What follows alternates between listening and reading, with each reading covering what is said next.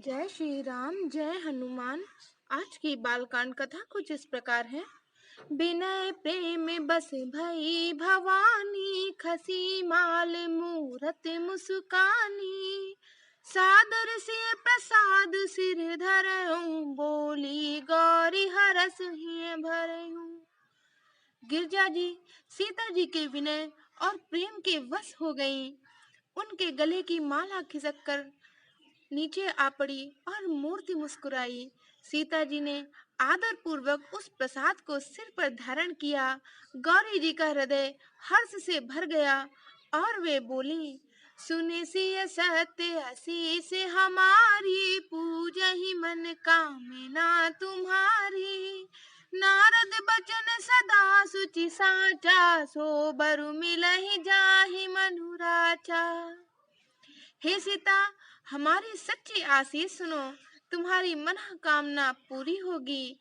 नारद जी का वचन सदा ही पवित्र, संशय भ्रम आदि दोषों से रहित है और सत्य है। जिसमें तुम्हारा मन अनुरक्त हो गया है, वही वर तुमको मिलेगा। मनु जाहि राजहु मिलहि, सो बरु सहज सुंदर सावेरो।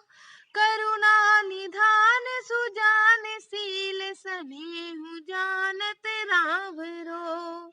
अहि भांति गौरी असीस, सुन सिय सहित ही हरसियले। तुलसी भवानी ही पूजी, पुनि पुनि मुदित मन मंदिर चली।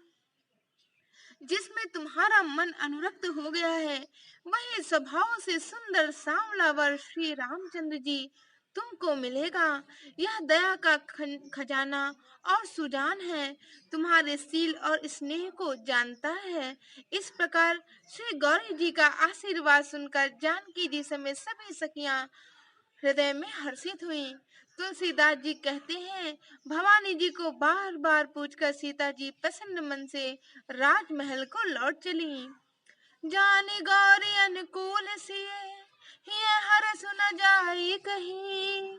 मंजुल मंगल मूल, बामे अंग फरकन लगे। गौरी जी को अनुकूल जानकर सीता जी के हृदय को हर्ष हुआ। वह कहा नहीं जा सकता।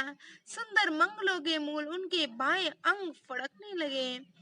हृदय सराहत सिय लोलाई, गुर समीप गवने दो भाई।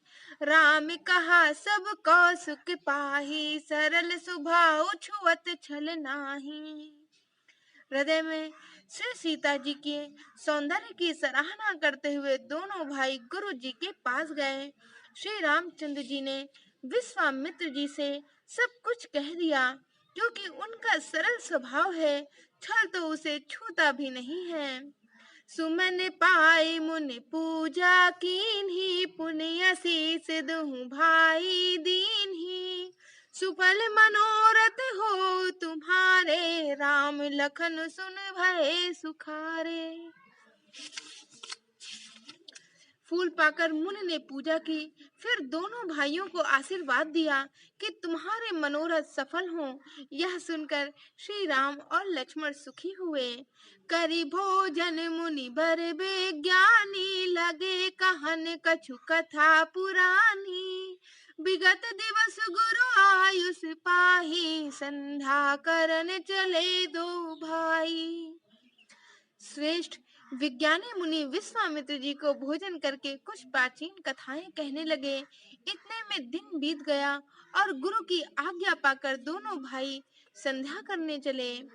प्राची दिस शशि उयउ सुहावा, सिय मुख सरस देख सुख पावा। बहुर विचारो कीन मन माही, सिय बदन सम हिम कर नाही। उधर पूर्व दिशा में सुंदर चंद्रमा उदय हुआ है। श्री रामचंद्र जी उसे सीता के मुख के समान देखकर सुख पाया।